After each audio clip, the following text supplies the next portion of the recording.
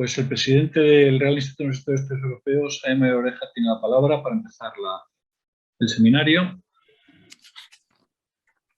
Muy bien, pues muy buenas tardes a todos y en nombre del Real Instituto de Estudios Europeos, la bienvenida no solo a los ponentes, sino a todos aquellos que participen en esta importante charla que vamos a tener a continuación. Yo diría que, en primer lugar, es imposible un tema de mayor actualidad como el que ha escogido este instituto.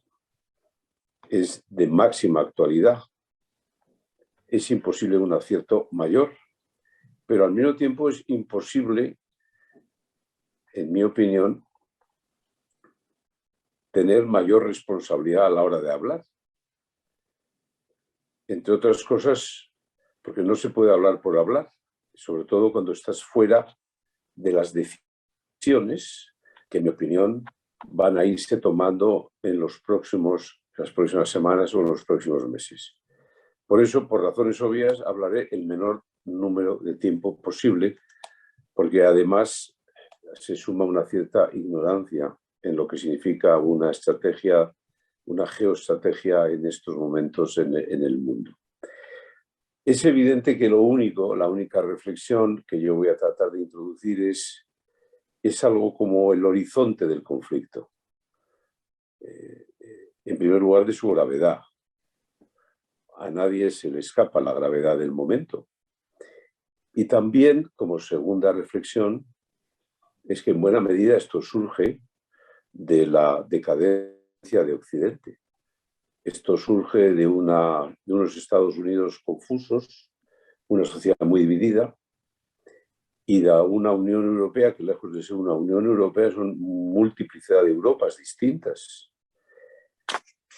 Y por eso yo creo que tenemos que ser conscientes de esa situación. Entonces, la única estrategia importante que yo creo que tendríamos que entre todos favorecer es esconder nuestra debilidad, para luego rectificar, para luego unir, sumar en la rectificación.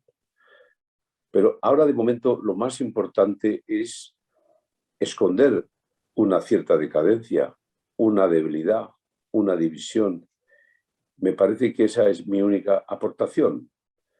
Ese es el horizonte del conflicto, y el conflicto no va a durar una semana ni 2 semanas. Yo creo que vamos a tener un tiempo largo, probablemente, en el que tenemos que hacer frente a esta situación. Así que a partir de ese momento le dejo a José María Beneito la coordinación, la moderación de este debate. José María. Muchas gracias, Jaime Mayor, y por subrayar la necesidad de unidad en estos momentos tan importantes. Bueno, vamos a iniciar el seminario que, como saben todos los participantes, es una iniciativa conjunta del Real Instituto de Estudios Europeos de la Universidad de San Pablo CEU y de la Asociación Atlántica Española. Quiero, de una manera muy particular, felicitar y dar la bienvenida a nuestros partners en esta iniciativa, a Pedro Argüelles, copresidente, que intervendrá al final cerrando la sesión. Y tenemos 5 ponentes absolutamente de excepción, con una larguísima trayectoria profesional y particularmente especializada en el tema que queremos tratar, que no es nada más y nada menos, como decía Jaime Mayor, que la OTAN.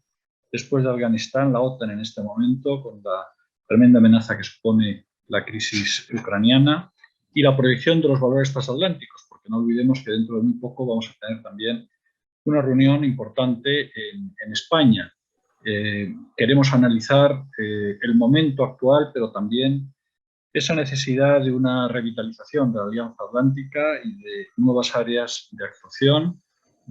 La OTAN ha recibido todo tipo de epítetos en los últimos años, desde los más positivos a lamentablemente menos negativos por parte de dirigentes europeos, y sin duda vale la pena volver a reflexionar sobre lo que puede significar la alianza en este momento y en el futuro. No voy a hacer una larga presentación de los diferentes ponentes, los 5 ponentes que tenemos suficientemente conocidos. Lo que queremos es sobre todo escucharles a ellos. Después iré dando, o más bien resumiré las preguntas que se puedan formular por parte de los participantes a los ponentes. Y sin más, voy a dar la palabra al primero de los ponentes, que es Javier Rupérez, embajador de España, embajador en la OTAN hace ya unos cuantos años, pero embajador en Washington, secretario general adjunto de Naciones Unidas, o más bien por una de sus áreas, y con una larguísima experiencia. Javier, cuando quieras tienes la palabra. Gracias, José María, gracias, Jaime, gracias, Pedro, gracias al CEU y a la Organización Atlántica por esta invitación. Hay que recordar, quizá convenga recordar, que hace exactamente en este año de 2022, hace 40 años que entramos en la Alianza Atlántica, ¿no? Que se cumplen los 40 años de la presencia de España en la OTAN. Es un dato importante a reflexionar, porque conviene recordarlo precisamente a estos efectos. ¿Qué es lo que ha sido la OTAN para nosotros? ¿Qué es lo que significa la OTAN para el mundo? ¿Y qué es lo que puede significar en el inmediato futuro? Quería comenzar haciendo un par de reflexiones que me parecen importantes sobre Afganistán, ya que empezamos con la retirada de Afganistán. Es evidente que la retirada fue una catástrofe desde el punto de vista logístico y técnico, estaba mal preparada. Es evidente que desde el punto de vista de las relaciones entre los Estados Unidos y el resto de los miembros de la OTAN, fue también una pequeña catástrofe porque los socios, los aliados, no estaban suficientemente enterados, y ello también se tradujo en todas las correspondientes dificultades que hemos visto gráficamente representadas en esos últimos días. Pero también, más allá de esas gráficas, esos gráficos recuerdos de estas últimas semanas, conviene recordar dos o tres cosas. Primero, yo comprendo perfectamente las razones por las cuales los americanos decidieron retirarse de Afganistán. Fueron 20 años de presencia, 20 años de guerra, 20 años de construcción nacional, eso que se llama el nation building. Solo fueron 20 años de miles de millones de dólares invertidos en la vida afgana. Fueron también miles las pérdidas humanas por parte de los efectivos americanos desplegados en Afganistán. Pero al mismo tiempo, y eso naturalmente ha creado una situación no únicamente política, sino también social, y desde el punto de vista de la opinión pública, claramente favorable a la retirada, ¿no? Entre otras razones también por un dato que no es suficientemente conocido en Europa, que es el dato de lo que supone todos los heridos físicos o heridos mentales como consecuencia de la guerra en Afganistán, han tenido y siguen teniendo una repercusión importante en la sociedad americana. Pero tenemos que recordar que Afganistán en este momento es, desde el punto de vista de lo que es la concepción global de lo que es el Occidente, un agujero negro. Es un sitio abandonado. Un sitio abandonado que seguramente será ocupado fundamentalmente por Irán, fundamentalmente también por Rusia, y consiguientemente también creando un doble agujero negro desde el punto de vista social. Ya estamos viendo que en este momento Afganistán está en un declive económico verdaderamente brutal, en donde hay toda una serie de razones humanitarias preocupantes para contemplar la evolución del país después de la salida, y al mismo tiempo también desde el punto de vista político. Es decir, en Afganistán, recordemos cómo se produce la presencia de los Estados Unidos en Afganistán después del asalto, después de la destrucción de las Torres Gemelas y del acto terrorista del 11 de septiembre de 2001, en el fondo vuelve a estar en el peligro de convertirse o de albergar lo que se ha llamado un agente no estatal, que es una manera un tanto elíptica de referirse a los grupos terroristas. De manera que tenemos a Irán, tenemos a Rusia, tenemos la posibilidad de una reconversión del país en favor de los terroristas, de los agentes no estatales. Es un dato que tenemos que tener en cuenta desde el punto de vista de los Estados Unidos, desde el punto de vista también de la Alianza. Qué duda cabe que la salida, en los términos en que se produjo, también trajo consigo un cierto desencanto, un profundo desencanto, incluso con respecto a la fiabilidad de la alianza.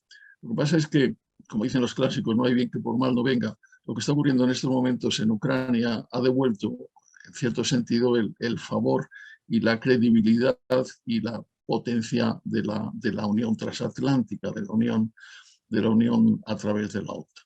Lo que estamos viendo en este momento es que la situación en Ucrania ha producido un fervor neoatlantista claramente percibido por lo que estamos viendo desde el punto de vista de lo que es la respuesta, no únicamente de los Estados Unidos, sino de todos los miembros de la Alianza Atlántica con respecto a una situación que hay que recordarlo también, con independencia de cualquier otro tipo de valoración o de análisis que pudiéramos hacer, es una clarísima y brutal violación de los términos básicos del derecho internacional, tal como venimos conociendo al menos desde el tiempo en que se aprobó la Carta de las Naciones Unidas en 1945 y todos los instrumentos consiguientes. Y desde ese punto de vista, lo que supone en este momento esa manifiesta claridad de voluntad de acción conjunta de todos los miembros de la OTAN es algo enormemente positivo.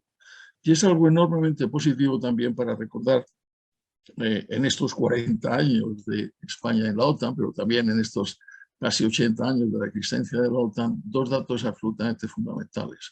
La OTAN nunca ha realizado, nunca ha lanzado ninguna acción bélica contra un tercero país. Y tercero, y segundo,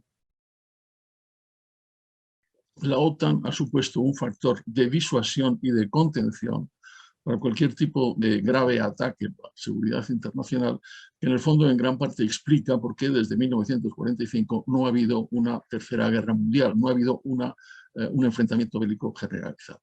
Y eso también explica qué es lo que está pasando en estos momentos en el este de Europa. ¿Qué es lo que está pasando por un lado? Digamos, la reivindicación nostálgica de la Unión Soviética por parte de Putin. Y por otro lado, lo que es también, y es uno de los datos que tenemos que tener en cuenta, cuál fue la reacción de todos aquellos países, de todas aquellas repúblicas soviéticas, por un lado, y todos aquellos países que formaban parte del Pacto de Varsovia, al desaparecer la Unión Soviética en 1991. Todos ellos prácticamente, sin excepción, con excepción de la República Rusa, salieron corriendo para pedir dos cosas, para pedir una economía próspera y para pedir seguridad. Y unos y otros lo tradujeron inmediatamente en dos peticiones. Una, la entrada en la Unión Europea, y dos, la entrada en la OTAN. Desde ese punto de vista, lo que hay que responder, lo que hay que tener en cuenta es que la OTAN no es un factor agresivo, no lo es en este momento. La OTAN en el fondo se vio sorprendida por una petición masiva de adherencia, de adhesión, por parte de países que no querían volver a tener la experiencia que había significado la Unión Soviética para todos ellos. Y al mismo tiempo también querían participar de toda una serie de valores técnicos, de valores ideológicos, de valores prácticos, de valores económicos que venían reflejados precisamente en la Unión Europea. Eso es lo que tenemos que tener en cuenta en estos momentos, no tanto desde el punto de vista de lo que es la Unión Europea, como en este momento lo que está ocurriendo con respecto a la OTAN y a la seguridad militar y a la seguridad política. Hay que recordar que al fin y al cabo lo que ha ocurrido en los últimos años, si bien lo recordaba Jaime Mayor, es un manifiesto declive hacia una cierta debilidad por parte de las potencias occidentales y ciertamente por parte de los Estados Unidos. Ello explica que en el año 2014, cuando se produjo la anexión absolutamente ilegal, por otra parte, por parte de la Federación Rusa de Crimea, hubo una reacción que se tradujo en toda una serie de sanciones, pero ningún tipo de reacción significativa que hiciera comprender a Putin y a la Federación Rusa que esas cosas no se hacen, que tienen un riesgo brutal desde el punto de vista del mantenimiento de la seguridad. Yo creo que en algún sentido esa lección se ha aprendido y creo que en este momento la reacción que estamos contemplando tanto por parte de los Estados Unidos como por parte del resto de los miembros de la Alianza Atlántica indica que efectivamente al final de la historia lo que importa es la disuasión. Y la disuasión se hace con, no digo yo que con la amenaza de la fuerza, pero sí con la existencia de la fuerza. La constancia que debe tener el potencial agresor de que si efectivamente hay agresión, se le responde y se está en situación de responder con los mismos medios. Eso y no otra cosa es la disuasión. Yo creo que en eso estamos, al fin y al cabo. Recordemos lo que decían los romanos, ¿no? Que al fin y al cabo, si quieres la paz, prepárate para la guerra, ¿no? O lo que decía también Jorge de Santayana, ¿no? Que todos aquellos pueblos que no son capaces de recordar el pasado se ven condenados a repetirlo en el futuro, ¿no? Yo creo que esa es la situación, una situación complicada, una situación grave, ciertamente la más grave que ha conocido el continente europeo y posiblemente el mundo desde el final de la Segunda Guerra Mundial. Pero es una situación a la cual hay que conceder un margen significativo de esperanza, fundamentalmente porque la OTAN, los valores que representa, los ideales que ha conseguido defender a lo largo de tantos años, siguen estando en pie. Yo creo que eso es lo que realmente importa y lo que seguirá importando y a lo que debemos dedicar todos nuestros esfuerzos en estos tiempos delicados e inciertos. Muchas gracias, embajador Pérez, además por tu contención en la hora, casi 10 minutos exactos. Muchísimas gracias. Y además has resumido exactamente puntos centrales de la situación de la OTAN en estos momentos. Vamos a dar ahora entrada a Charles Powell. Charles Powell, que es director del Instituto Elcano desde 2012, profesor de Historia Contemporánea de la Universidad CEU São Paulo desde el 2001. Charles, cuando quieras. Muchísimas gracias, José María. Buenas tardes a todos y sobre todo muchísimas gracias por haberme invitado a participar en esta sesión. Y es una alegría siempre ver a través de la pantalla tantas caras amigas y conocidas. Yo voy a intentar ser muy breve porque hay muchos ponentes en esta sesión y quiero empezar recogiendo una expresión coloquial que ha utilizado mi admirado Javier Rupérez, que es no hay mal que por bien no venga, y en este caso lo digo por un motivo muy sencillo. Allá por el mes de octubre, noviembre, cuando en el Elcano nos planteábamos los preparativos para organizar un gran seminario que se va a celebrar coincidiendo con la Cumbre de Madrid y cuando empezamos a analizar el concepto estratégico que se está diseñando en estos momentos, nos daba un poco la sensación de que la OTAN era un ente sin un rumbo claro, es decir, que estaba intentando redefinir su razón de ser, su papel en el sistema internacional. Por ejemplo, la OTAN en esos momentos no parecía saber muy bien qué hacer con China, con la amenaza que representa China, el auge de China, cómo compaginar esto con una mayor atención a Rusia que no olvidemos en el anterior concepto estratégico de 2010 pues se describía como un socio confiable y amigable.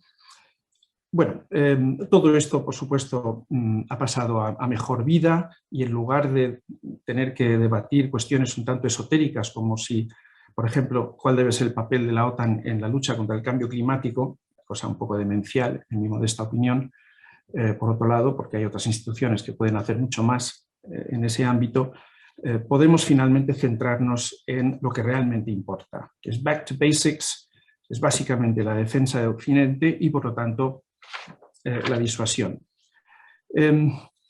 Yo, por introducir algún elemento ligeramente novedoso, quería subrayar básicamente los problemas a los que se enfrenta la relación transatlántica y que la crisis de Ucrania no ha hecho sino poner de manifiesto. Jeremy Shapiro ha escrito un artículo muy interesante para ECFA hace poco, en el que subraya algo muy interesante, me parece, que es la pérdida de relevancia de Europa en relación con Estados Unidos. La creciente asimetría en la relación entre Europa y Estados Unidos, entre el pilar europeo de la OTAN y Estados Unidos. Llevamos muchos años hablando de decoupling entre las economías de China y de Estados Unidos, pero hemos perdido de vista otro decoupling casi más importante para nosotros, que es el que se está produciendo entre Estados Unidos y Europa. Y esto quizás explique en parte por qué Europa está en buena medida ausente en las negociaciones que están desarrollándose actualmente entre Rusia y Estados Unidos en relación con la crisis ucraniana. Por supuesto, hay motivos coyunturales que todos conocemos. Es un mal momento en Europa desde el punto de vista alemán, con un nuevo gobierno de coalición inexperto y potencialmente dividido precisamente en lo que a Rusia se refiere.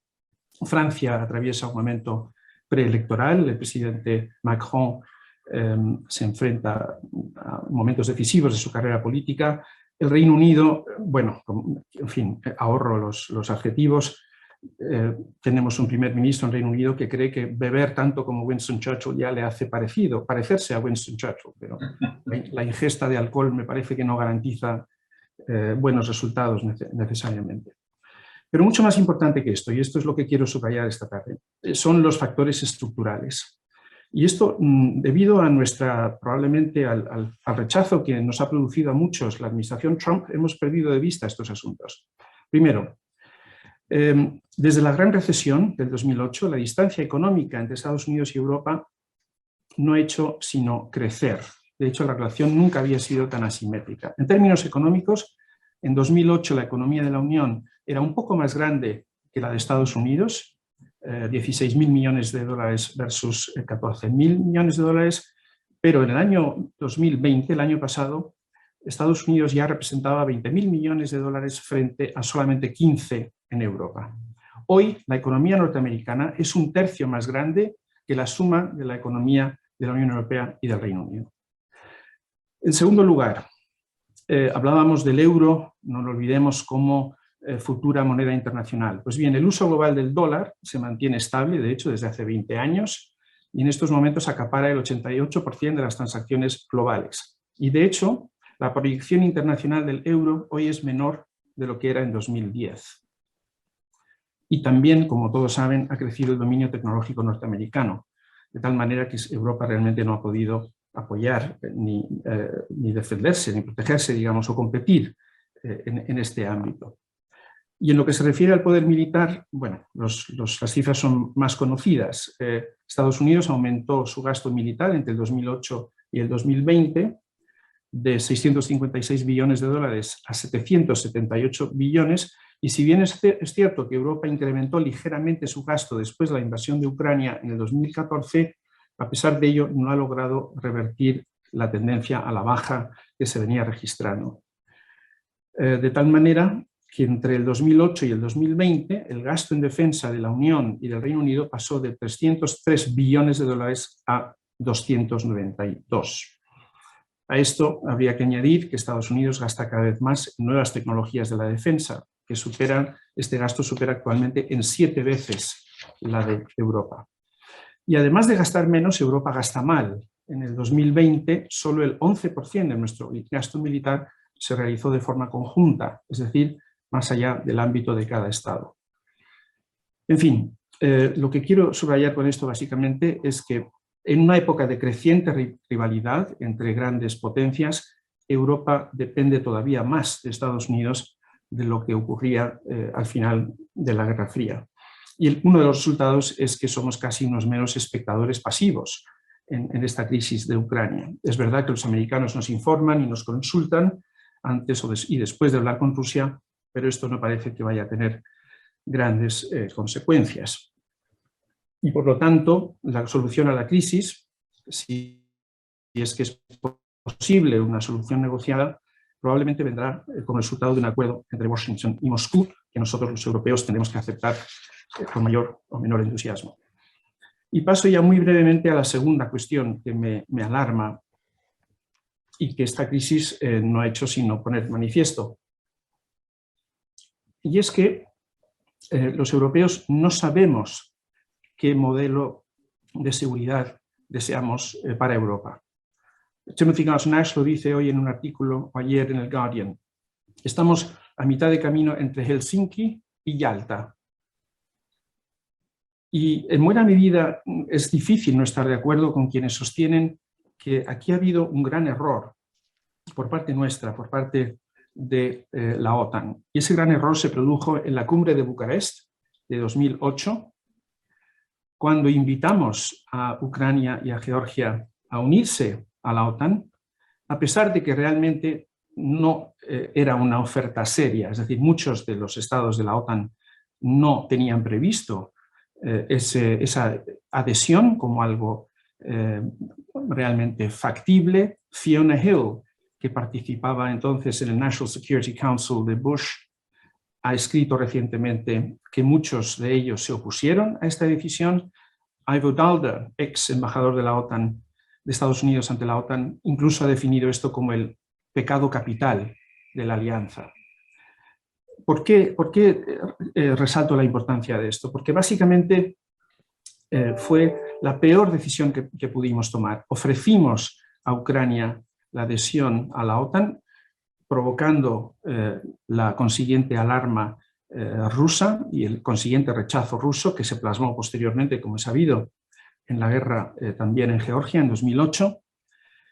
Y al mismo tiempo esta invitación a participar en la OTAN no estuvo acompañada por una garantía de seguridad efectiva, como se vio no solamente en la guerra de Georgia, sino en el 2014 en la anexión de Crimea y lo que ocurrió en el Donbass. Es decir, creo que también esta crisis debe servir para que los europeos y los norteamericanos reconozcamos los errores que hemos cometido y debe servir también, y quiero ser optimista al respecto, debe servir también para intentar negociar una nueva arquitectura de seguridad en Europa, obviamente que sea aceptable para los ucranianos, pero que tenga también en cuenta los intereses rusos.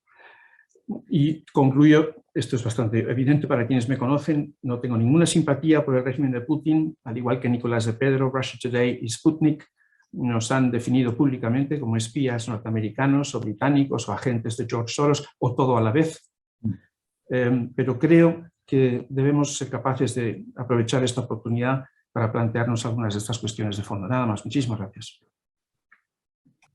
Muy bien, Charles, muchas gracias por haber puesto sobre la mesa temas para el debate posterior y por haber lanzado de alguna manera pues, una iniciativa, ¿no?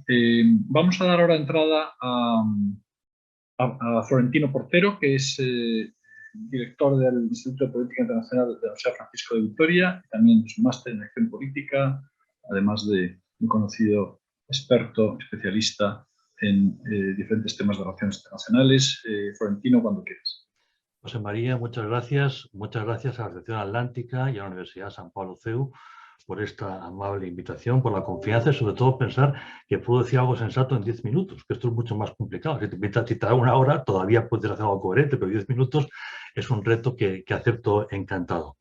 Bueno, vaya por delante que a diferencia de la posición, casi diría que oficial de los rusos, no creo que lo ocurrido recientemente, Irak, el desastre de Afganistán, suponga el fin de Estados Unidos como una potencia hegemónica, como una potencia de absoluta referencia.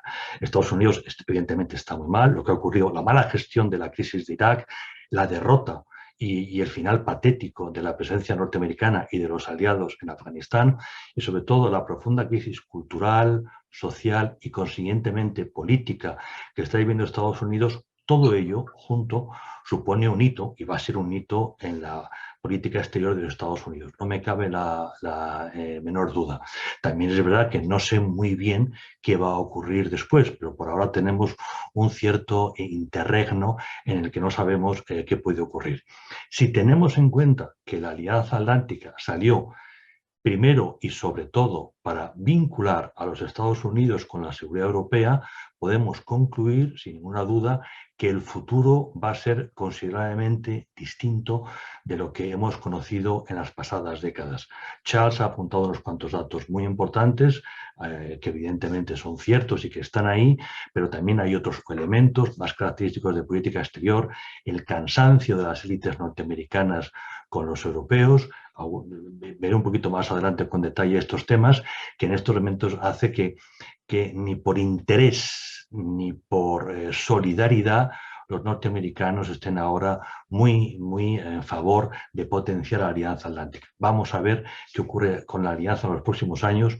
Puede sobrevivir, no me cabe la menor duda, pero hay riesgos importantes de que deje de ser importante, deje de ser relevante o incluso que en un tiempo relativamente breve la alianza sencillamente llegue a su fin.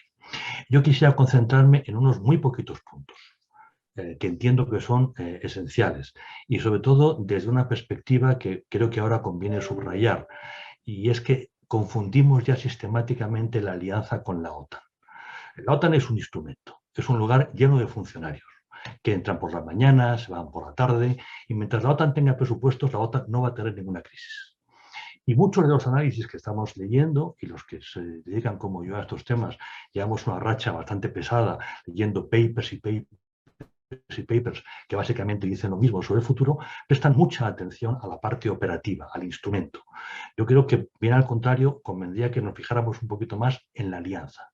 La alianza es confianza y es lo que realmente hoy está en crisis.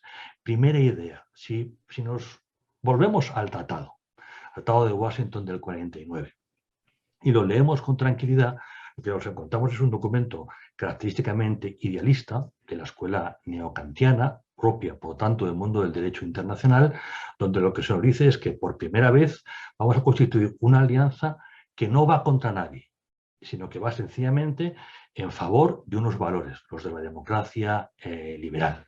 Y por lo tanto nos reunimos democracias para potenciar la democracia en el mundo.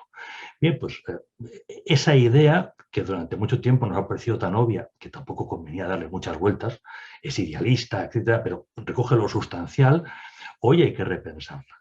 Charles Powell ha publicado recientemente un documento muy interesante de nuestro colega de la Johns Hopkins, Daniel Hamilton, en el que nos recuerda lo básico. Charles decía, back to the basic, vamos a los basics. ¿Qué nos dice de mí Hamilton? Oiga, la democracia dentro de la Alianza Atlántica no está garantizada. Es más, está sufriendo un gravísimo deterioro. Pensar que Turquía es una democracia nos plantea algunas dudas, pero sobre todo es que fuerzas no democráticas se están haciendo fuerte en un buen número de países, entre otros el mío, España. Y por lo tanto, no nos concentremos solo en cómo promovemos la democracia, no nos concentremos solo en amenazas de fuera. Si somos un espacio de democracia, empecemos a preocuparnos de la democracia en casa.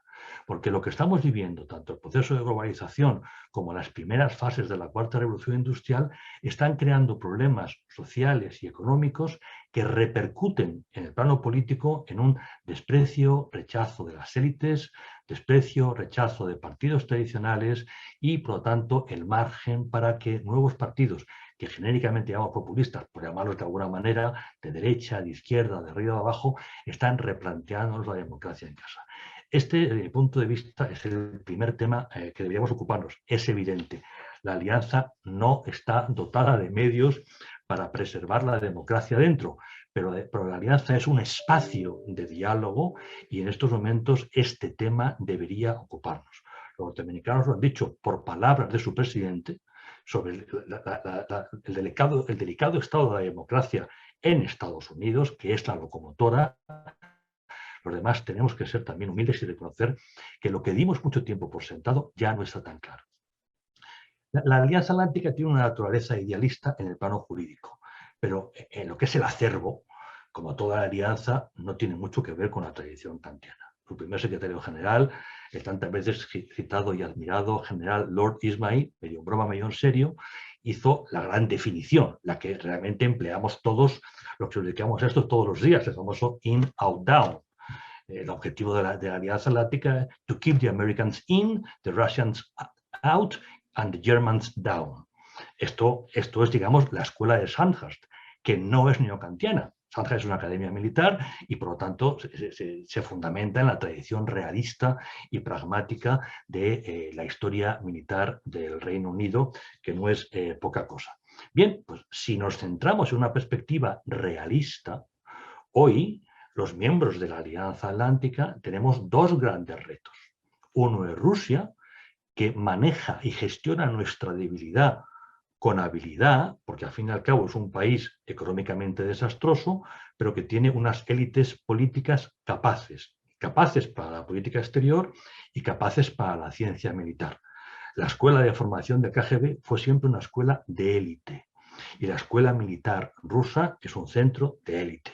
Y el general al que más citamos, todos los que nos dedicamos a esto, es Gerasimov. La doctrina Gerasimov sigue siendo la doctrina de referencia. Es el militar más admirado, más inteligente y más capaz. Y si conocemos la doctrina Gerasimov, todo lo que está pasando es tan obvio, y tan del día a día, que tampoco conviene darle muchas vueltas. Bien, junto a esta Rusia débil, pero capaz y musculosa, osada, y que sabe gestionar este tipo de situación, tenemos un caso muy distinto que es el de China. Otra historia, otra tradición, otra forma de hacer las cosas, la ruta de la seda, que nos plantea retos de seguridad muy serios. Rusia y China tienen un cierto entendimiento. Ellos hacen gala del entendimiento. Sabemos que se entiende poquito, pero tienen una cosa en común, y es que el orden liberal es un obstáculo para sus intereses y se coordinan para tirar, para derribar el muro del orden liberal que les incomoda. Desde la alianza, hoy, y no hablo de la OTAN, de la alianza, hoy, no tenemos una percepción común de la amenaza. Y no es que los norteamericanos digan A y los europeos digan B, que este es un argumento que siempre ha sido mentira, porque los europeos nunca hemos tenido una visión. Pero es que hoy, en este grado de descomposición que estamos sufriendo los occidentales por efecto del cambio de época, porque es lo que toca, y lo tenemos que asumir, la realidad es que los norteamericanos no tienen una visión, están enfrentados entre sí. Hoy el Capitolio es un lugar poco recomendable donde la gente se insulta y dice cosas muy raras. Pero allá donde vayamos, lo estamos viendo en el gobierno alemán, lo estamos viendo dentro del gobierno español. No digo el Parlamento alemán o el Parlamento español. El propio gobierno alemán está enfrentado entre sí. El propio el gobierno español está enfrentado entre sí. Todos estamos peleados. Es decir, no tenemos una percepción común de la amenaza rusa, de lo que supone Rusia para nosotros.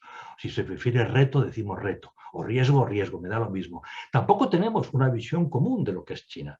Lo que sabemos es que China es nuestro principal mercado y es el principal mercado de Alemania.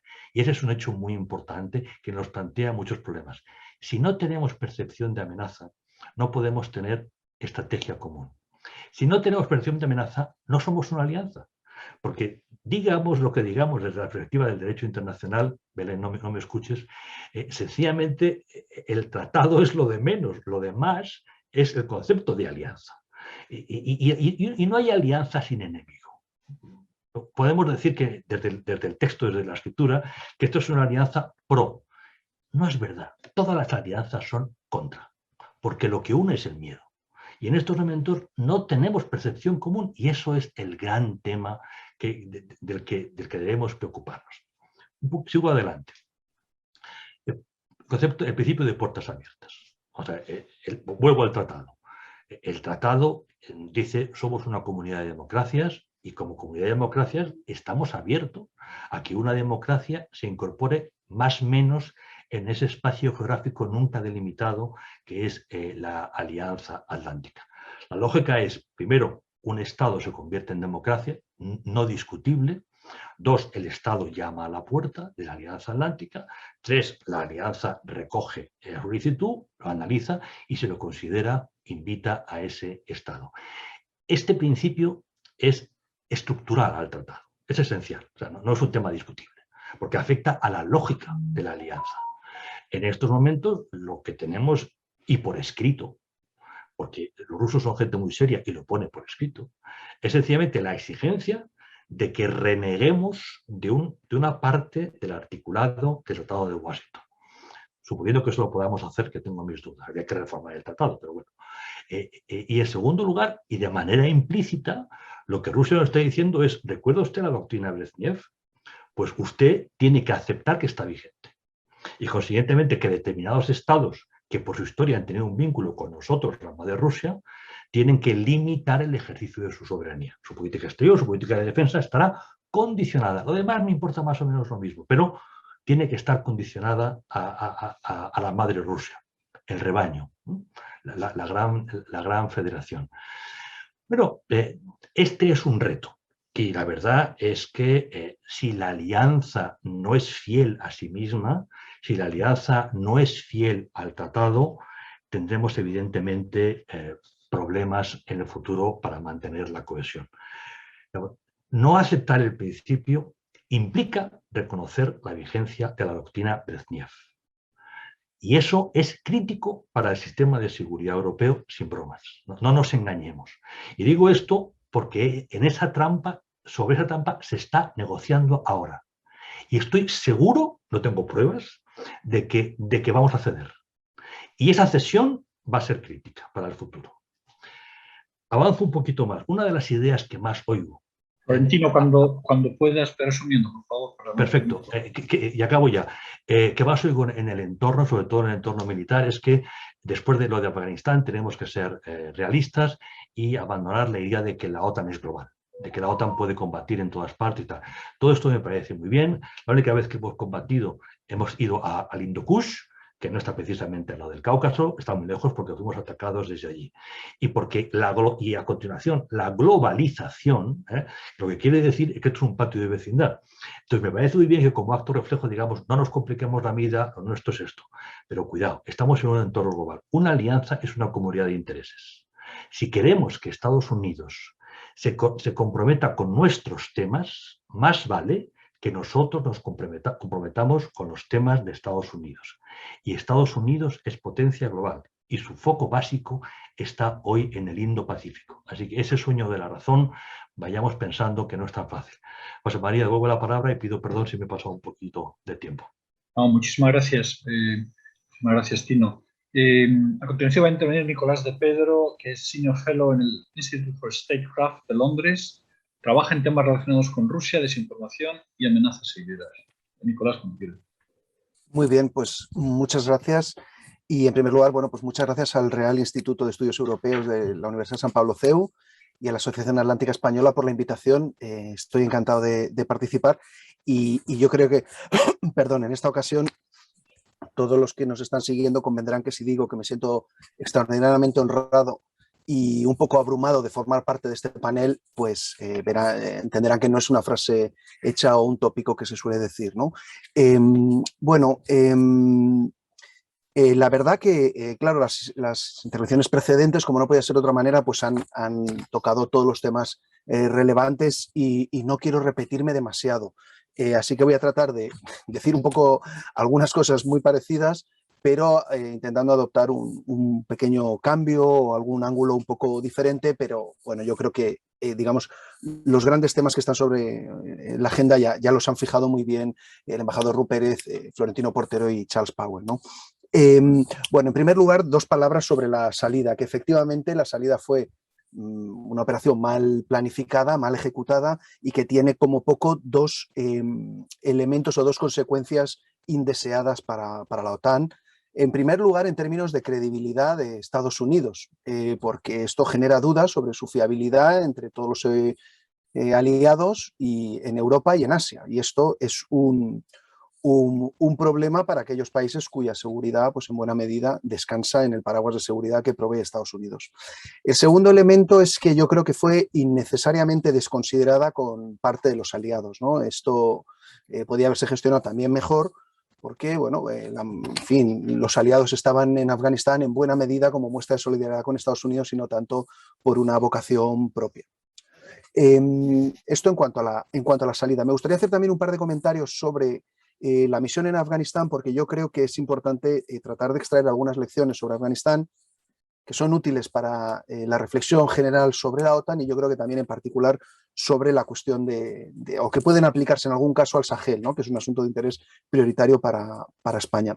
Yo creo que es importante tener en cuenta que el error clave o el principal error en Afganistán yo creo que fue el de los términos de definición de la misión. O sea, no fue tanto la ejecución primera de la intervención de Estados Unidos apoyando a la Alianza del Norte con comandos y después su primera intervención para acabar con las bases de Al-Qaeda y los talibán, sino después, y ahí, digamos, tenemos más culpa los europeos, en la entrada, cuando entran el resto de europeos en el marco OTAN, digamos, empieza a fijarse unos términos de misión excesivamente ambiciosos y alejados de la realidad. Y esto yo creo que es una reflexión o es un elemento que tiene que estar ahí. Porque yo creo que hay que preguntarse, uno, ¿por qué eran tan ambiciosos? Y por qué ahora una de las cosas, ¿no? Igual que el profesor Florentino Portero, pues evidentemente leí muchos papers de esto, una cosa que yo creo un elemento que llama la atención es, leyendo algunas cosas, ¿no? Bueno, pues si estaba tan claro a partir de 2006-2008 que se estaba fracasando en Afganistán, ¿por qué no podía introducirse esta reflexión en nuestra, digamos, seriamente, ¿no? Y se mantiene una inercia que se mantiene durante otros 12 años aproximadamente, ¿no? ¿Por qué esto no se ha podido hacer? Y ahí esto tiene que ver, y creo que es muy importante porque es que si no volveremos a fracasar, porque esto tiene que ver no con la situación sobre el terreno, sino que tiene que ver con cómo se forja el consenso político de mínimos en Bruselas, en el cuartel general. Y esto es uno de los problemas y además tiene un elemento también que me parece paradójico, que es un consenso de mínimos, pero al mismo tiempo con unos objetivos extraordinariamente ambiciosos, ¿no? Convertir a Afganistán en Suecia. sabiendo que no los vamos a alcanzar, pero eso, digamos, consigue mantener a todo el mundo, o consiguió mantener a todo el mundo razonablemente satisfecho, ¿no? Los que estaban en misión de combate, y los que podían presentarlo como una misión de construcción nacional o estatal y una misión humanitaria, podían hacerlo también. Pero esto, bueno, pues hemos visto que tiene claros límites y que plantea problemas, ¿no? Y que, bueno, nos obliga pues a adoptar una reflexión y un enfoque mucho más realista de cara a lo que viene. Y yo creo que, pensando en lo que viene, creo que voy a agruparlo en tres puntos, ¿no? El primero es que creo que tenemos que luchar contra el fatalismo, ¿no? O esta sensación, constante percepción de fracaso y flagelo, ¿no? Porque hacia nosotros, digamos, en clave euroatlántica, la percepción de declive se alimenta a sí misma, ¿no? Y este pesimismo se alimenta a sí mismo y esto, bueno, pues nos lleva directos al fracaso, ¿no? Pero sobre todo, y también igualmente importante, a los que podemos considerar adversarios estratégicos les incentiva. Es un elemento que refuerza su confianza y lo estamos viendo constantemente. Lo que estamos viendo estos días en Ucrania no tiene una relación directa, evidentemente, con Afganistán, pero sí que se explica en parte por la percepción que hay en Moscú, que llevan desde el verano percibiendo que Estados Unidos está percibiendo dos cosas. Una, que Estados Unidos está en declive y que está débil, porque está débil internamente, como ya han descrito muy bien Florentino Portero, Charles, el embajador Rupert, todos, por su propia polarización, ¿no? Y la gran fractura que hay dentro de Estados Unidos. Y también porque todos sabemos, bueno, pues que hay un elemento que es que todo lo que no sea el teatro del Indo-Pacífico y China le resulta secundario. Y esto es un incentivo. Esto evidentemente explica o es parte también de la cuestión alrededor de Ucrania estos días, ¿no? También hemos visto pues, un ejercicio de comunicación estratégica muy inteligente por parte de China alrededor de la retirada de Estados Unidos. Los talibán se reunieron tanto en Moscú, aunque en Moscú se cuidaron muy mucho de no hacer la foto, porque los talibán todavía oficialmente son una organización terrorista en Rusia, pero en China vimos que se reunían con el ministro de Exteriores, Wang Yi, en julio y en octubre, si no me falla la memoria. O sea, que ahí hay un elemento de tratar de mostrar que donde vosotros fracasáis, nosotros tenemos éxito. Y esto mucha parte de la opinión pública lo asume, y no solo la opinión pública, también los decisores políticos, en fin, lo asumimos en general. Y esto es un problema, porque tiene que ver, y por eso estoy articulando en torno a este punto, con los términos de definición de la misión. Asumimos que nosotros fracasamos, pero nosotros planteamos unos términos de misión inalcanzables y luego nos fustigamos porque no los hemos alcanzado. Otros actores, China o Rusia, plantean unos términos radicalmente diferentes, muy concretos, tangibles, muy descarnados, si queremos, y nos admiramos y nos fustigamos diciendo, ay, ellos sí tienen éxito donde nosotros fracasamos. Y esto creo que tenemos que cambiar esta dinámica porque es francamente perversa y desde luego contraria a nuestros intereses, porque de nuevo en Siria también se ha dicho a veces, ¿no? Hoy Rusia ha tenido éxito donde Occidente ha sido incapaz de hacer algo. Bueno, Occidente no ha intervenido porque Estados Unidos no tenía ese apetito, pero también nuestro planteamiento era maximalista, llevar la democracia a Siria, en fin, hacer todo lo mejor por los sirios, que es, ojalá, quiero decir, bienvenido sea eso, pero los términos de Rusia de intervención fueron muy claros, es en un momento que tengo claro que Estados Unidos no va a intervenir, plantea una intervención militar limitada únicamente como fuerza aérea y de refuerzo para salvar a Assad, y en la que no tengo ninguna consideración humanitaria, porque no es prioritaria para mí y porque además no tengo la presión de mi opinión pública para esto, ¿no? Y esto es el elemento diferencial. Entonces yo no digo que tengamos que operar o actuar como ellos en absoluto, pero sí creo que tenemos que adoptar un mayor realismo a la hora de plantear todo esto, porque si no, claramente vamos a tener un problema, ¿no? Y esto tiene que ver, bueno, con dos cosas, ¿no? También... comentaba Charles, ¿no? Mencionaba Charles el cambio climático. Pues claro, esto si lo hacemos porque es el mínimo común denominador o porque es, digamos, el elemento que suscita mayor apoyo político, bien, pero tendremos un problema, porque entonces seguiremos alimentando esa posibilidad de que la organización fracase. Entonces, cada vez que intervengamos, tendremos un nuevo fracaso y alimentaremos nuestro, digamos, pesimismo existencial, ¿no? O sea, este fatalismo creo que hay que replantearlo. El segundo es el tema de la unidad transatlántica. Aquí me anticipo y le pido disculpas a la ministra Ana Palacio porque creo que cito su artículo del sábado cuando ella hablaba de lo que dijo el secretario general, Jens Stoltenberg, sobre la necesidad, el reto vital o desafío existencial de mantener unidas las dos orillas.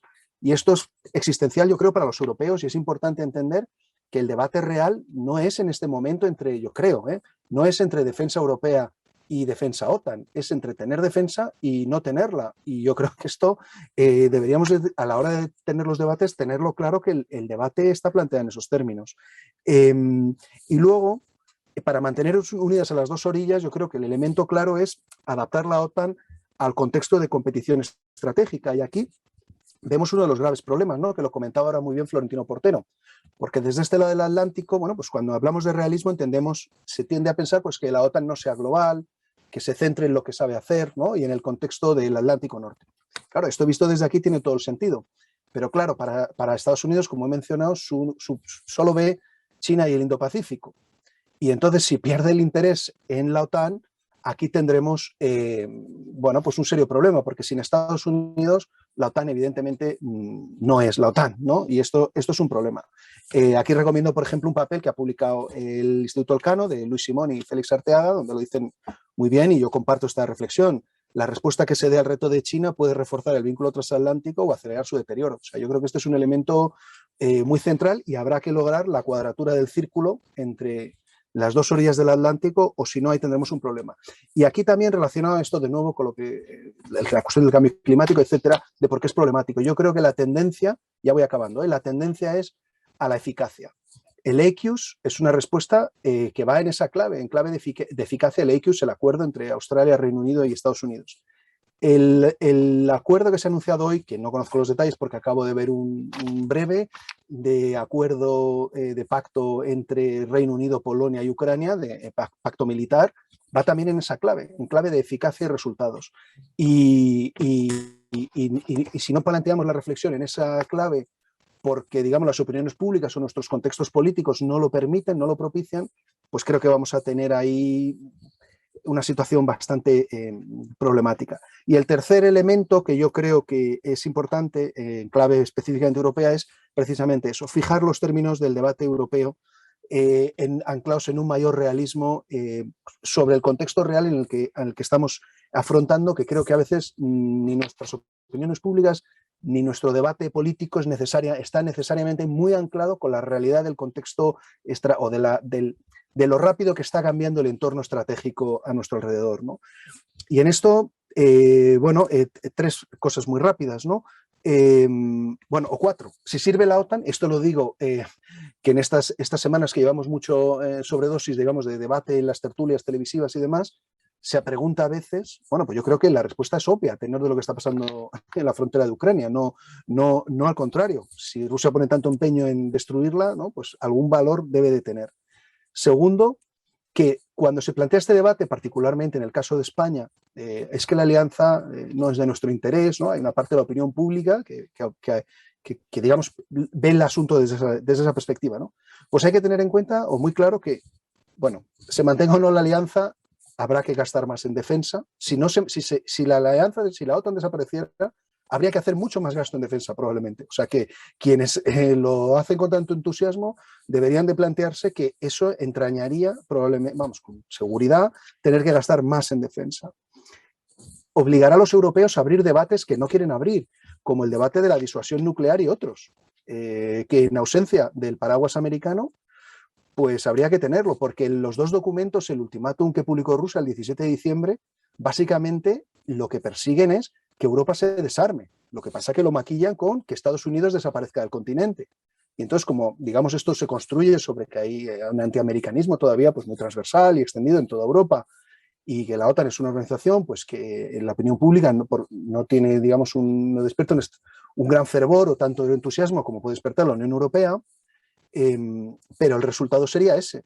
Y Rusia, que a veces se dice, ¿no? También se ha insistido ahora en las tertulias esta semana, ¿no? Es que Rusia gasta solo el 3% comparado con el global, sumado de Estados Unidos. Bueno, eso está muy bien, pero Rusia es el Estado europeo que más gasta en defensa. Gasta más que el Reino Unido, gasta más que Francia, gasta más que Alemania. Y no solo eso, sino que además tiene la voluntad política, como vemos, y la capacidad para emplearlo. O sea, no solo lo tiene ahí el gasto contable en los libros del Ministerio de Hacienda, sino que además es un instrumento con el que cuenta para proyectar poder y hacer política. O sea que yo creo que eso hay que tenerlo muy en cuenta. Y termino con una última frase, también como decía Charles, ¿no? Del back to the basics, y esto igual, ¿no? O sea, de nuestros debates europeos y en España en particular, pues hay que anclarlos más al entorno estratégico, no puede ser todo lo que nos gustaría que fuera, ¿no? Y entonces habrá que moverse de esta idea de que solo vamos a tener gestión de crisis. Yo creo que hay que tener claro que la defensa colectiva y la disuasión pues van a ser de nuevo elementos muy necesariamente centrales en el debate, y si no es así, será malo y peligroso para nuestra seguridad y la salud de nuestro sistema democrático, la verdad. Y lo dejo aquí. Muchas gracias. Gracias, Nicolás. Por último va a intervenir Ana Palacio, exministra de Asuntos Exteriores. Gracias. Yo quiero empezar, y no es retórica, dando las gracias al Real Instituto de Estudios Europeos en la Universidad del CEU y también a esta Asociación Atlántica Española por organizar este seminario. Como soy la única, puedo decir que realmente yo he intervenido ya no sé cuántos debates y por goleada el más interesante hasta ahora, con lo cual la responsabilidad que asumo de cerrar el debate no es fácil. Vamos a ver, yo voy a abordar 3 temas. El primero es principios e intereses, que ha estado latente de distintas maneras, todo se ha dicho, pero esa cómo se compaginan principios e intereses. En la práctica, cómo se compagina OTAN y el Tratado del Atlántico Norte y su organización. Y luego, francamente, Europa en relación transatlántica y Europa en relación con nosotros mismos. Y ya que Nico de Pedro me ha dado la entrada de autocitarme, el otro día tuve la ocasión de discutir con Stoltenberg en un debate organizado por Atlantic Council. Quiero decir que el debate con Stoltenberg fue cuándo, en qué condiciones intervendría OTAN. Y él repetía una y otra vez las mismas cosas. Cuándo y qué pasaría y cómo sería y qué haría y cómo opinaba. O sea, interesante, pero todo vinculado a la situación. Y a mí me pareció que faltaban. O sea, yo estoy totalmente de acuerdo con el planteamiento que se ha hecho del debate hoy, que es un debate más en profundidad. Oiga, OTAN, ¿qué es? ¿Qué está detrás? ¿Para qué? ¿Qué trayectoria tenemos? ¿Cuál es la historia? ¿Y qué queremos hacer en el futuro? Y la pregunta mía partió de 3 constataciones, que las 3 se han mencionado, sino en estas palabras, en palabras muy cercanas. Primero, el desastre de la salida de Afganistán. El desastre de la salida de Afganistán yo creo que es un buen epítome, es un buen símbolo para reflexionar sobre principios e intereses. La segunda es, llevamos años peleándonos sobre el presupuesto y el 2%. No digo que no sea interesante, pero eso es OTAN, eso es la intendencia, eso es muy importante, no le voy a restar importancia, pero realmente releer el tratado, ver qué quiere decir el tratado. Yo me lo he vuelto a leer últimamente y nada más que la introducción es, como muy bien ha dicho Florentino, yo daba el otro día en algo que escribí, la idea esa de, tiene un origen neokantiano clarísimo, ¿no? Pero que está anclado en todo lo que es la arquitectura después de la Segunda Guerra Mundial, esa arquitectura de lograr la paz a través de la prosperidad, de contribuir a esas buenas relaciones que están latentes y que han salido en distintas intervenciones, en particular en la de Charles Powell.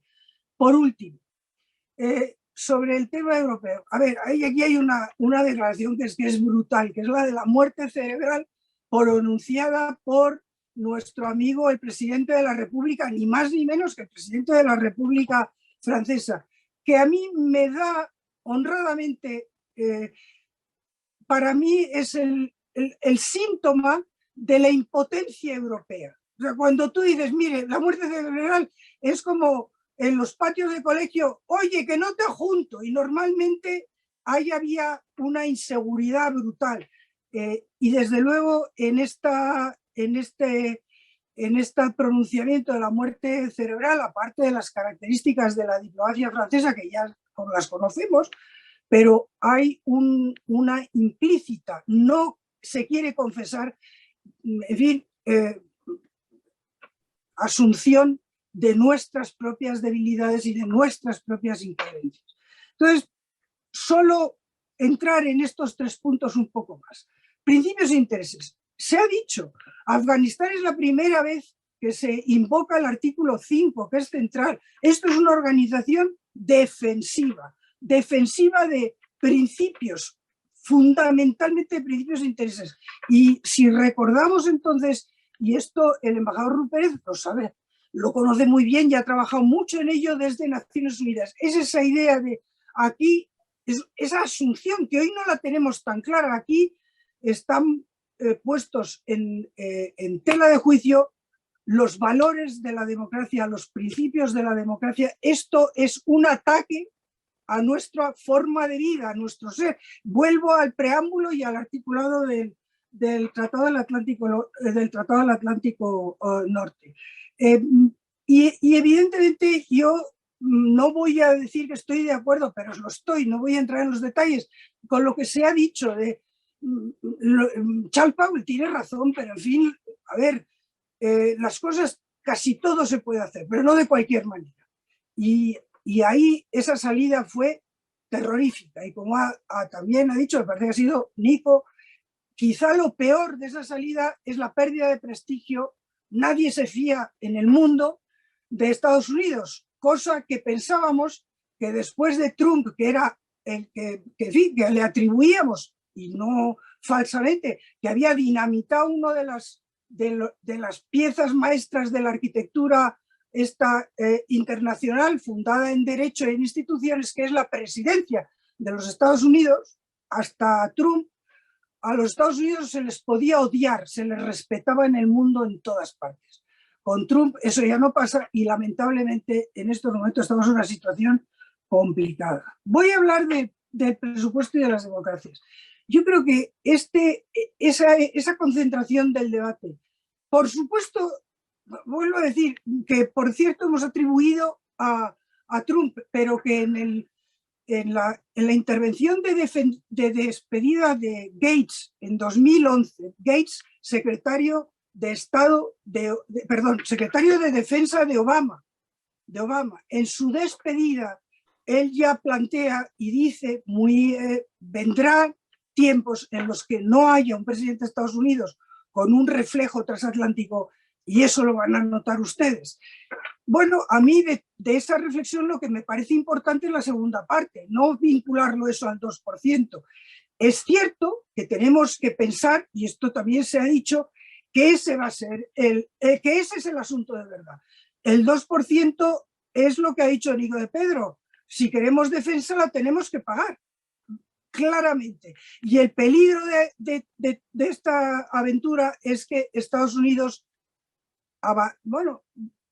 quede un cascarón ahí más o menos vacío de contenido. Y he de decir que estos días se está hablando del traslado de los efectivos americanos en Alemania a Polonia. Y a mí personalmente me preocupa mucho porque creo que de Polonia es más fácil volvérselos a llevar a Estados Unidos, francamente. Pero lo dejo ahí. El tercer punto, por ser muy sucinta, es esto de la muerte cerebral. Vamos a ver, se ha dicho, los europeos no tenemos conciencia de las mismas amenazas. Yo he de decir que he reconocido el desempeño del ministro de Asuntos Exteriores, pero si la declaración está hecha tal cual, no me parece muy oportuna esa declaración de la OTAN se tiene que concentrar en las amenazas del sur.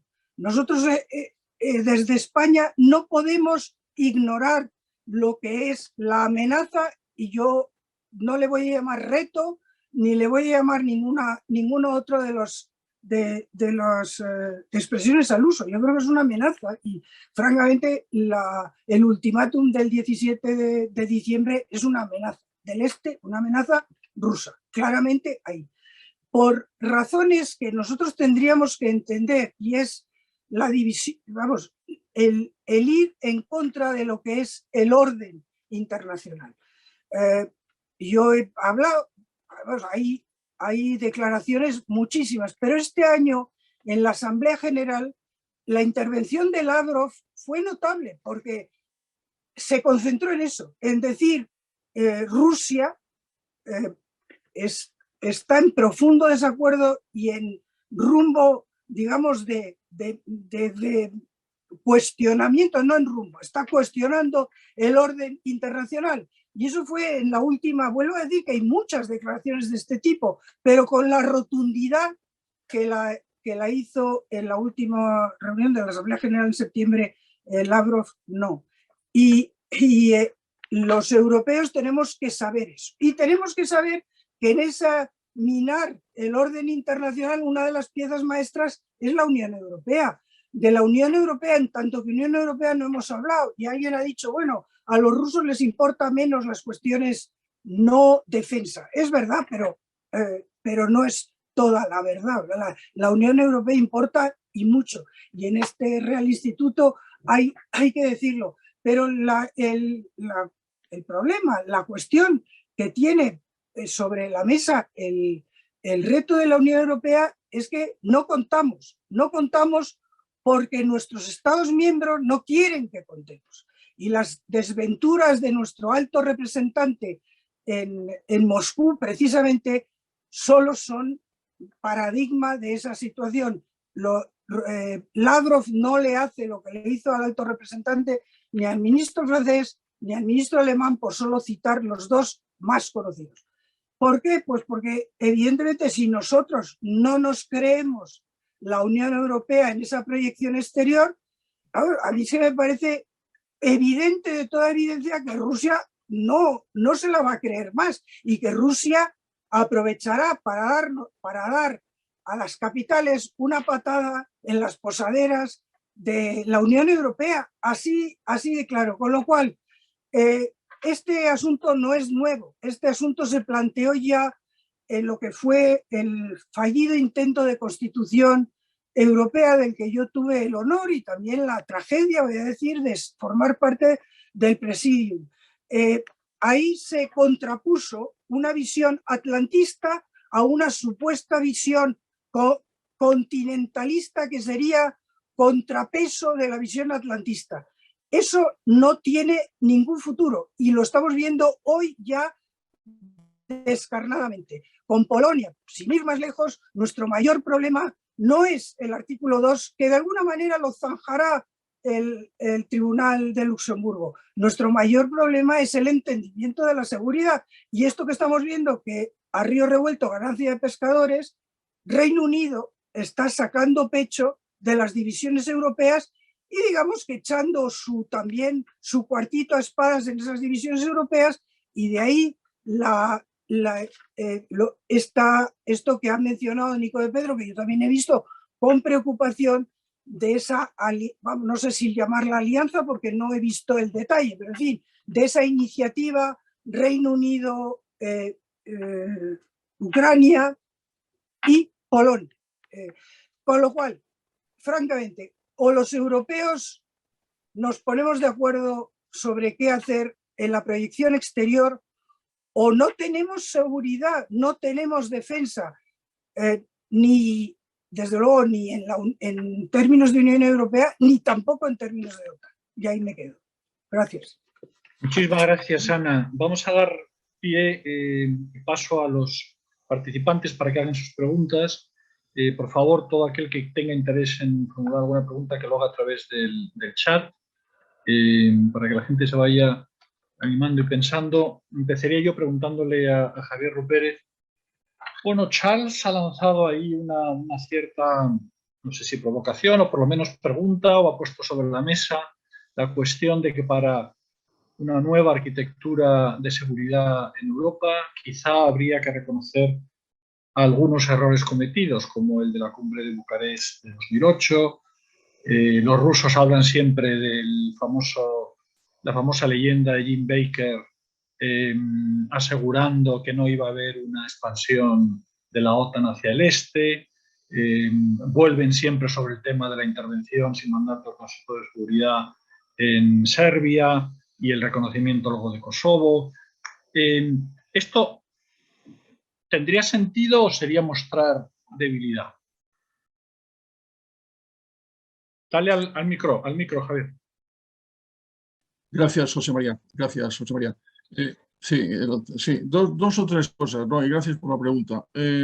Primero, bueno, la verdad es que este tipo de conversación lo podíamos continuar prácticamente durante toda la noche, ¿no? Y aprenderíamos, y ciertamente yo aprendería mucho. Pero retengo dos o tres cosas. Primero, como decía Nicolás de Pedro, no nos autoflagelemos demasiado, ¿eh?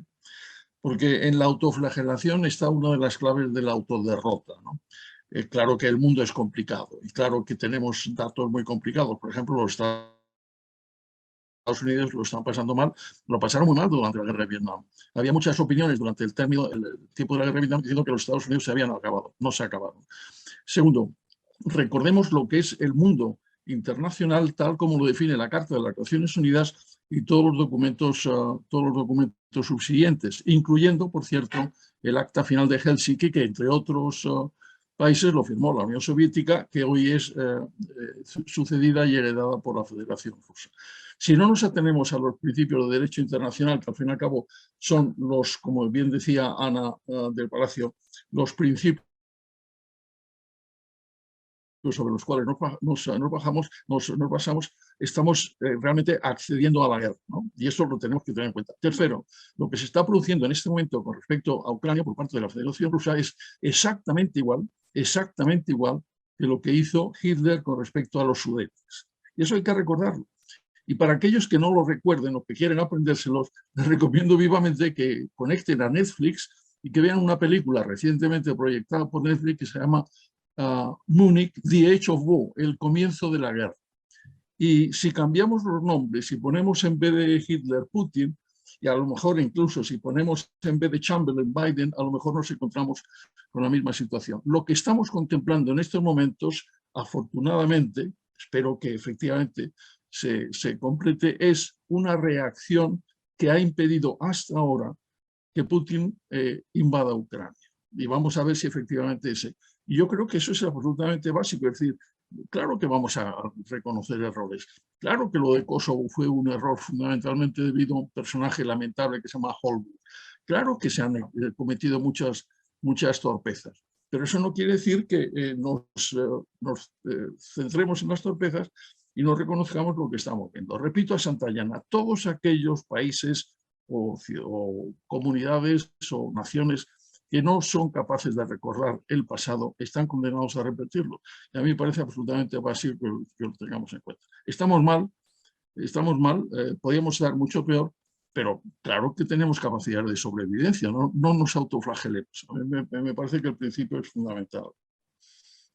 Sí, muchas gracias, Javier. Hay una pregunta muy interesante que plantea Felipe Sagún, retomando un comentario de Robert Kaplan en las últimas semanas en las que ha defendido la finlandización de Ucrania como el mejor camino de solución de la crisis con Rusia. ¿Cómo lo veis los ponentes? Yo quizá preguntaría a Charles y a Tino, si os parece, responder a este tema, la finlandización de Ucrania, un estatuto de neutralidad, un estatuto intermedio. Muchas gracias, José María y a Felipe, por la interesante pregunta, a la que hemos dado muchas vueltas, ¿no?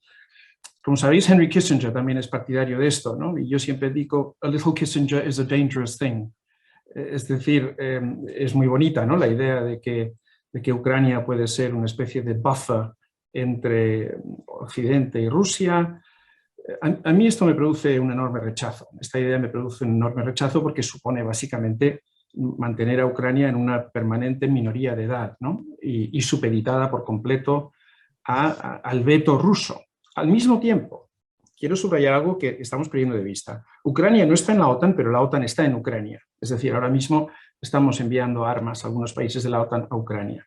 Y este es el gran drama del momento actual, que no podemos aplicar el artículo 5 porque Ucrania formalmente no forma parte de la alianza y, por cierto, no tiene visos de formar parte de la alianza en muchísimo tiempo, porque su propia integridad territorial está comprometida. Por lo tanto, tenemos una situación en la que De hecho, ya hay una cierta finlandización de Ucrania y de Georgia, en la medida en que Rusia, desde el 2014, de hecho, ha impuesto un veto sobre la futura incorporación de Ucrania y Georgia. Por eso yo creo que lo que estamos viviendo ahora es mucho más serio, va mucho más allá que el tema ucraniano.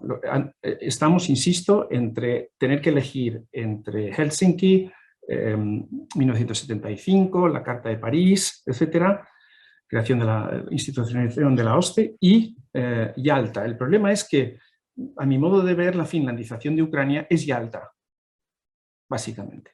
Gracias. Si me permites, José María, puesto que me dijiste que debía de intervenir también. Vamos a ver, desde nuestra visión de lo que es el mundo, desde el tratado, desde nuestro concepto de democracia, lo que sea Ucrania debe ser lo que los ucranianos decidan. Cualquier otra opción atenta contra el principio de que Ucrania es un Estado soberano. Aceptar la finlandización es aceptar que Ucrania no es soberano, porque lo decidimos nosotros, y en segundo lugar supone aceptar que Rusia tiene derecho a un área de influencia. Y a esto es a lo que me refería cuando decía que temo, y temo con cierto fundamento, que en estos momentos la República Norteamericana está haciendo concesiones tremendas a los rusos. Entre otras cosas porque si no los rusos no estarían negociando. O sea, los rusos están negociando, hoy han enviado por escrito su nueva posición. Eso quiere decir que hay cosas que les interesan. Y esto es lo que les interesa. Ucrania es un Estado soberano, porque así lo reconoció en su día la Unión Soviética, porque así lo reconoció en su día la Sociedad de Naciones, porque lo reconocemos nosotros y, por lo tanto, que sean los ucranianos los que decidan lo que quieran ser. Por otro lado, Ucrania ya está ocupada. Ucrania es un títere de Rusia porque depende de su gas y porque una parte de su territorio, una parte importante, 2 provincias, la península de Crimea, están bajo control ruso. Y en otro momento Rusia puede profundizar su presencia sin un coste muy alto. A ver, yo me gustaría, no me has invitado, José María. No, porque te iba a pasar a la otra pregunta enseguida. Sí, pero perdón, porque creo que esta pregunta es fundamental, no sé si hay otra más fundamentales. Vamos a ver, si nosotros transigimos sobre los principios,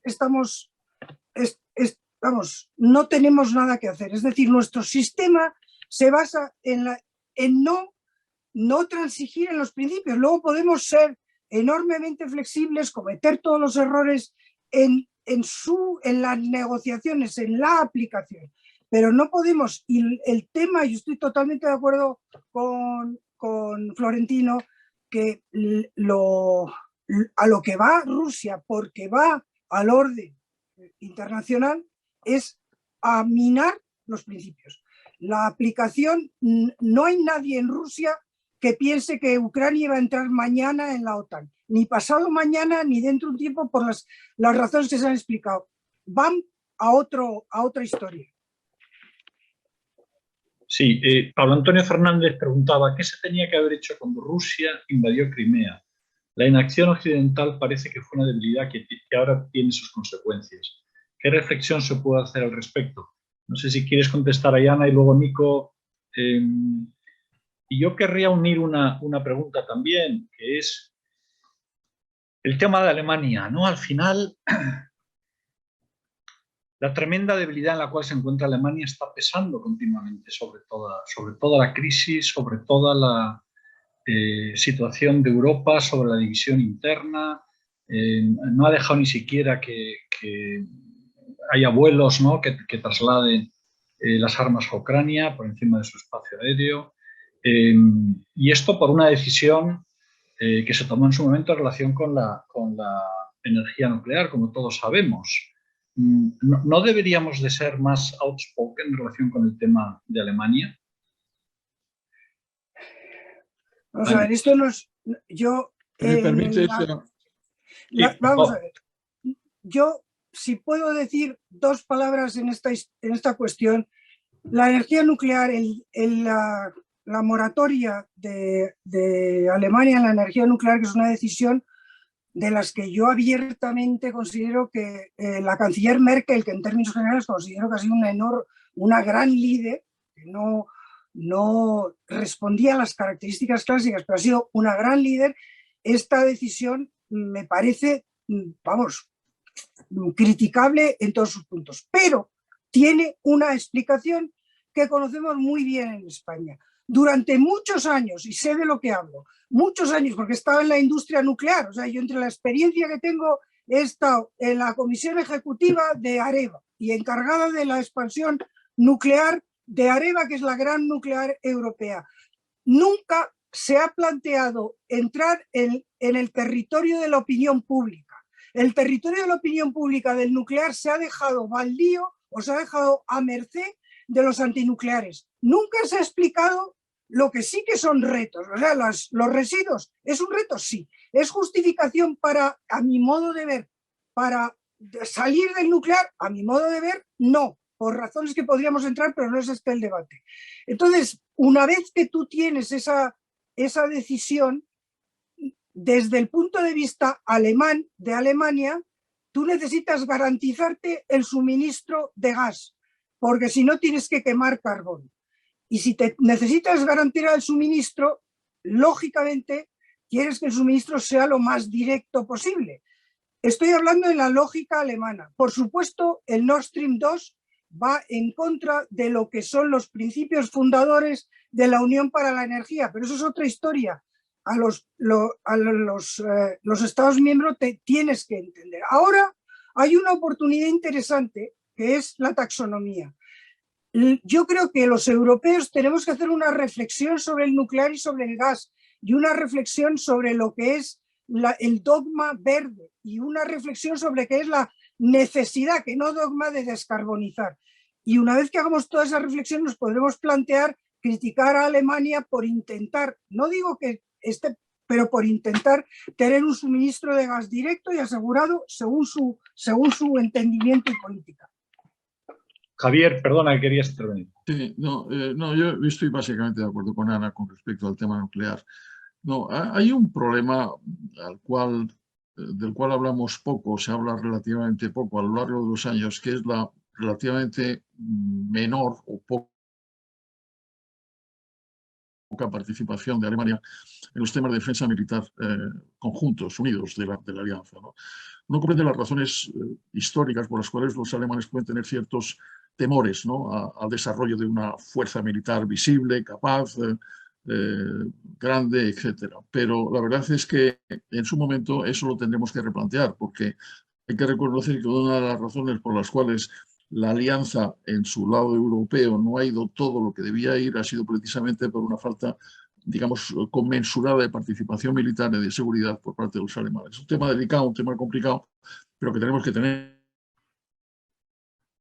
en cuenta y que en su momento habrá que plantear, porque esta Alemania está tan interesada como cualquier otro país miembro de la alianza en mantener los principios en los cuales se basa el Tratado de Washington, ¿verdad? Bien, muchas gracias. Quizá la última pregunta para ponernos más allá de la hora. ¿Hasta qué punto la solución a la crisis Rusia, Estados Unidos y OTAN por Ucrania acabará en una crisis interna de Ucrania? Que la intervención de Rusia en Ucrania no sea naturaleza militar, sino de control político. Como antecedentes el Maidán y la Revolución Naranja. No sé quién quiere contestar a esta pregunta. Bueno, pero yo creo que eso lo decía claramente Florentino, es decir, el futuro y el presente de Ucrania corresponde a los ucranianos, ¿no? Eso es un dato absolutamente fundamental, que es la base fundamental del principio de las relaciones entre los estados. Vuelvo al principio tal como está definida en la Carta de las Naciones Unidas y afecto a la seguridad europea en el acta final de Helsinki. Cualquier otra cosa es pura y simplemente la aceptación de un chantaje intolerable. Y vuelvo a recordar el caso de Múnich. Hay que recordar que en 1938 se cede a lo que Hitler pide y un año después exactamente esos mismos que habían practicado el chantaje, de acuerdo además con los soviéticos, invaden Polonia.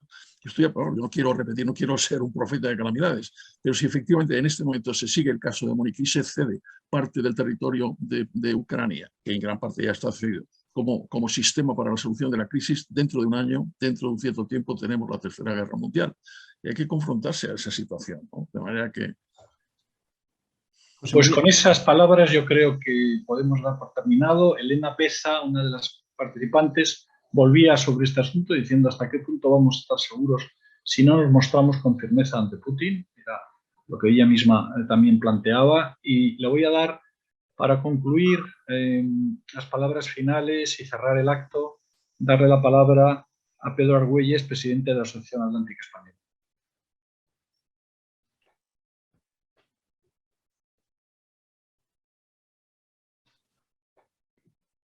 Muchas gracias, José María.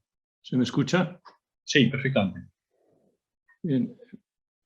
En primer lugar, coincido con Ana y empiezo por ahí. Creo que el nivel y la calidad de lo que hemos escuchado aquí hoy, esta tarde, es abrumador y es impresionante. Habéis reunido el Instituto algunas de las mentes más claras y mejor informadas sobre lo que está pasando en el mundo desde la perspectiva geoestratégica, ¿no? Por lo tanto, quiero, como presidente de la Asociación Atlántica, agradeceros enormemente al Real Instituto el esfuerzo que habéis hecho al organizar este acto, a todos y cada uno de los que habéis participado en él y, por supuesto, a todos y cada uno de los ponentes que hoy nos habéis ilustrado. Es sorprendente el nivel de coincidencia que se ha dado esta tarde. Pocas veces se ve tanta coincidencia sobre temas de esta naturaleza, pero creo que hoy todos habéis estado de acuerdo en que la alianza tocó fondo en Afganistán y se enfrentó consigo misma y con una serie de desafíos que hasta entonces no se habían planteado y que, bueno, pues tras 20 años de guerra en Afganistán, tras muchos miles de muertos y muchos miles de millones de dinero empleado, pues el resultado ha sido pobre. Yo no digo que sea inexistente, porque indudablemente la guerra en Afganistán supuso una fuente de información valiosísima para neutralizar la amenaza terrorista o por lo menos disminuirla. Pero sin duda la salida de Afganistán ha dejado ahí un agujero negro, como alguien ha dicho, que naturalmente no lo están rellenando los buenos, sino los malos. Pero ¿la culpa de eso es de la alianza? Pues yo creo que ahí también habéis estado bastante de acuerdo. Creo que la alianza tiene que repensar su formulación, quizá releer su tratado, como aquí se ha dicho, quizá sobre todo ser más pragmática y más realista, porque nos enfrentamos con dos grandes potencias como China y Rusia, que si algo son pragmáticos y realistas. No se van por las ramas y cuando ven la oportunidad de ejercer su poder y su autoridad, la ejercen sin dudarlo. Y sin embargo, pues en alianza a veces perdemos demasiado tiempo discutiendo sobre cosas que políticamente o socialmente pueden ser importantes para Occidente, pero que no lo son tanto cuando estamos hablando de zonas tan críticas como son las ex-repúblicas soviéticas. El problema de mantener unidas las dos orillas, que también ha sido uno de los temas que aquí se ha tratado, me parece que es crucial si queremos conservar la capacidad disuasoria de la alianza. Si no existe esa unión entre las dos orillas, ¿qué es lo que está pasando ahora? La capacidad disuasoria de la alianza desaparece y la posible fuerza que crea la suma de los Estados miembros de la alianza y la entropía que eso pueda generar se pierde y al final resulta que Rusia, cuando mira la alianza, ve países individuales y dentro de ellos exclusivamente o casi exclusivamente ve a Estados Unidos. Por lo tanto, Europa tiene que hacer, y extraigo otra de las conclusiones de todos los oradores que habéis actuado, tiene que ser capaz de fortalecer su pilar, porque si no es imposible que entre Europa y Estados Unidos se establezca un diálogo sincero y abierto para formular un nuevo nivel de aspiraciones políticas, estratégicas, militares y económicas que nos sirva para enfrentarnos al mundo con el que nos tenemos que enfrentar. La estrategia de seguridad de España que se acaba de formular creo que recoge hasta 16 factores de riesgo que influyen sobre el mapa español. 16 factores de todo tipo.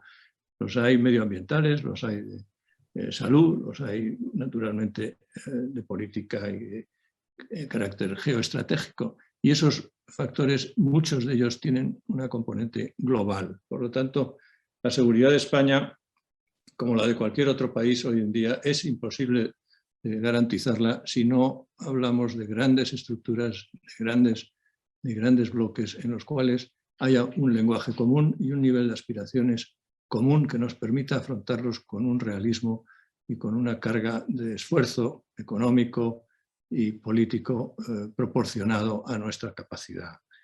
Creo que el resumen de esta jornada, pues indudablemente es que la Alianza Atlántica después de Afganistán tiene una oportunidad de reformularse y tiene una oportunidad de recuperar su importancia y sobre todo de mejorar la percepción que los ciudadanos tienen de la alianza.